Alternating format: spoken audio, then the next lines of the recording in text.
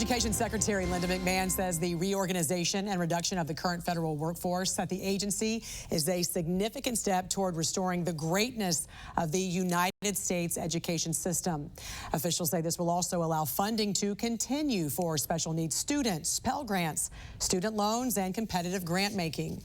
Joining us this morning to discuss is Parents Defending Education's Director of Outreach, Erica Sanzi. Good morning to you, Erica. The agency now cut in half from about 41 employees to 2,100. I want to tell you what else Linda McMahon said. She said today's reduction in force reflects the Department of Education's commitment to efficiency, accountability, and ensuring that resources are directed where they matter most, to students, parents, and teachers. What does this mean overall, though, Erica, for students, parents, and schools? I mean, my suspicion is not a lot, certainly, because none of these cuts affect people who work directly with students or parents or really even schools. These are all staff within an over 4,000 person bureaucracy who interface with one another internally and inside the department. So again, as you say, the department has really grown exponentially, again, over 4,000 people. Right. While student outcomes and parent satisfaction have plummeted to the lowest levels we've ever seen.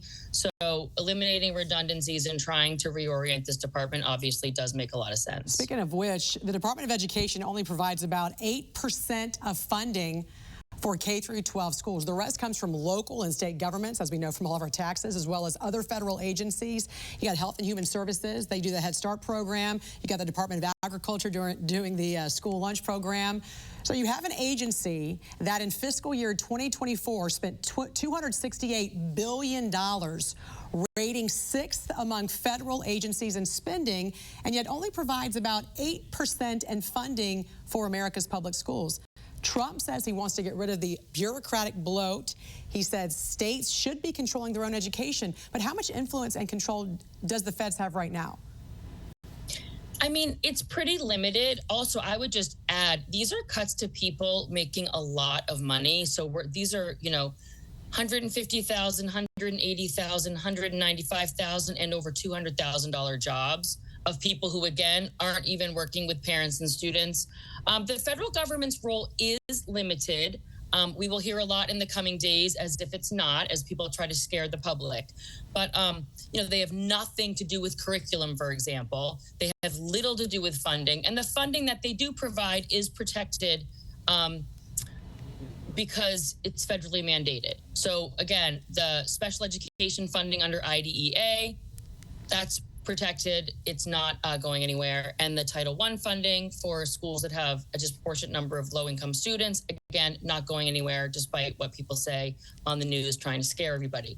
One rule that they do have, and they've really overplayed their hand, and you and I have discussed many times, is they like to interpret laws and then they like to tell schools what they need to do. And we saw that with Title IX. So the reason that there's been so much confusion and chaos around Title IX and this gender identity you know, expansion in that law is because the government came down and said to the schools, we are changing how we interpret Title IX, which means you need to change the way that you enforce it.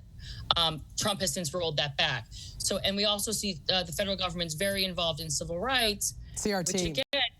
which again, you've seen that when you get an administration in that changes the way they interpret civil rights and discrimination, you have groups like mine filing complaints because they're now discriminating against certain groups and not others. So this is not the kind of thing that families and parents are going to feel personally, but it is a big change, you know, in that K-12 landscape for people who spend a lot of time thinking about education. They might not feel it, but as you said, there's going to be plenty of disinformation, plenty of myths that are going to come about as a result of this. We've already heard a lot of that in the past couple of days. What's your response to Randy Weingarten, the president of the second largest teachers union, who says this will deny opportunities to students?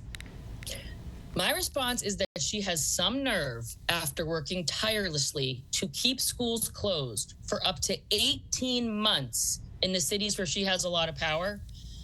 The fact that she would, again, lock the doors to schools for 18 months and not have a word to say about lost opportunities, and now suddenly when they're going after bloat in a federal agency, go on TV and rant about lost opportunities. It is laughable. She has absolutely no standing on this. And I do hope people call her out every single time she says that. What we do know also is that America's schools are failing. The Education Department's spending did more so than the overall federal spending. One more statistic, since 1980, federal spending has risen 193.7%, while the Department of Education spending has increased 371.6%, nearly double.